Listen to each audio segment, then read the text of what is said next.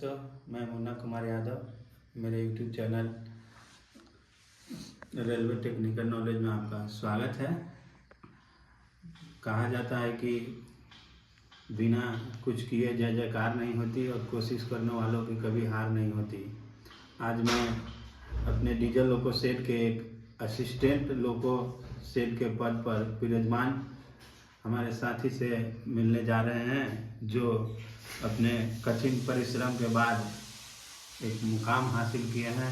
ALP पद पे अभी सफलता हासिल किए हैं। फाइनल रूप से इनका सिलेक्शन एएलपी में हो गया है। आज मैं इनसे बात करूंगा। सर, आपका नाम क्या हुआ? सर, मेरा पहले तो सभी यूट्यूब चैनल जो भी देख रहे हैं उनको मेरी तरफ से शुभकामनाएं और धन्यवाद है। मुन्ना भैया को मेरी तरफ से धन्यवाद है जो हमारे इंटरव्यू लेने के लिए आए हैं। सर, मेरा शुभ नाम रोहित रंजन है। अभी आप किस पद पे हैं और कहाँ आपका सिलेक्शन हुआ है? अभी कहाँ पे विराजमान है? कहाँ से आप बिलोंग करते हैं? थोड़ा दर्शकों को बताइए। सर, हम अभी डीजल लोको सेट KJM कृष्णाराजपुरम जहाँ बोलते हैं उसको, मैं वहाँ एक असिस्टेंट के रूप में यहाँ कार्यरत हूँ और मेरा सिलेक्शन ALP में DDC के द्वारा मैसूर डिवीजन में हुआ।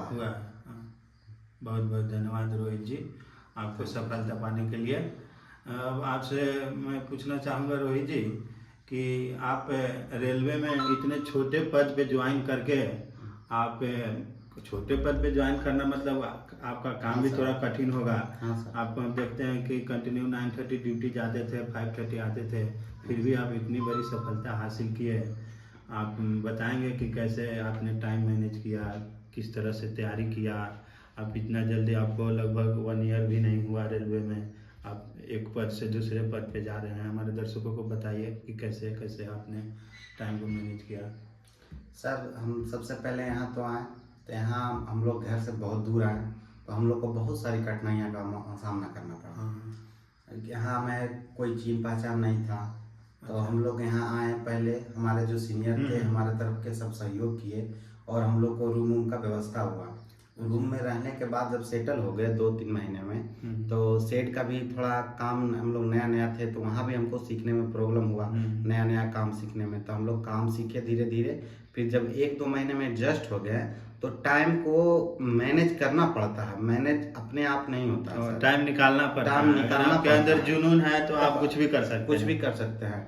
अब ये है कि आप 2-3 महीना वर्क किए तो आपको पता चला कि आप टाइम किधर है। मेरे पास सुबह टाइम है कि शाम टाइम है। वो जब भी टाइम मिले हमने पढ़ाई किया, पढ़ाई के अलावा कुछ नहीं किया। क्योंकि आपको यहाँ रूम में, आप अभी तो अनमैरिड हैं, तो खाना भी खुद से बनाना पड़ता है। सर, खाना तो खुद से खाना बना के खा के ड्यूटी जाना, बहुत बड़ी काम किए हैं आपने। सर, बहुत बहुत धन्यवाद रोहित जी।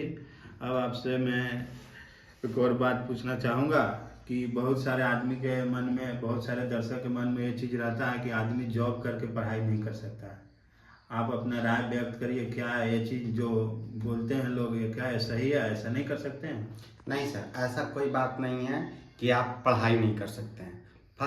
पहला बात सर, कि हम लोग पढ़ लिख के आए हैं। यहाँ जब भी जो सिलेक्ट हुआ वो पढ़ लिख के आया। बेसिक कॉन्सेप्ट है जो उसका क्लियर है, बेसिक कॉन्सेप्ट क्लियर है, पहले से सब चीज पढ़ा लिखा है। उसको कोई प्रॉब्लम नहीं है कि हमको कुछ नया पढ़ना। ऐसा तो कुछ है नहीं सर कि नया पढ़ना। बस हम क्या किए, सुबह एक सेट मारते थे और शाम में उसका एक सॉल्यूशन करते थे और सुबह शाम मिला के पढ़ाई करते थे। मान लीजिए सुबह भी आपको 1.5 घंटा टाइम मिल गया, शाम भी आपको 1.5 घंटा टाइम मिल गया, तो 3 घंटा सफिशिएंट होता है किसी भी पढ़े लिखे आदमी को सेट प्रैक्टिस करने के लिए। और सेट प्रैक्टिस ही हम सबसे अच्छा मानते हैं, जो हमें हमारी जो तैयारी है उसको बरकरार रखता है और इसी में हमको बहुत सहायता मिलता है सेट मारने से।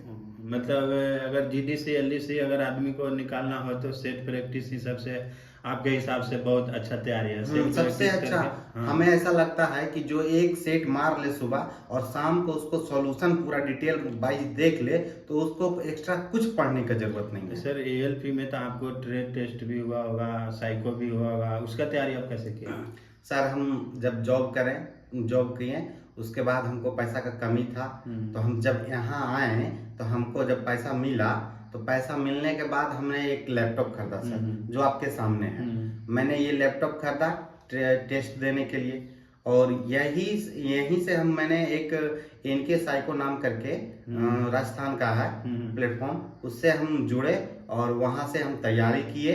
और तैयारी करने के बाद हमारा एक सिलेक्शन एक बार में ही हो गया सर। अच्छा अच्छा, पहले प्रयास में आपने GDC में मेरा ये पहला फाइनल प्रयास है। सिलेक्शन हो गया। हाँ। बहुत बहुत धन्यवाद रोहित जी।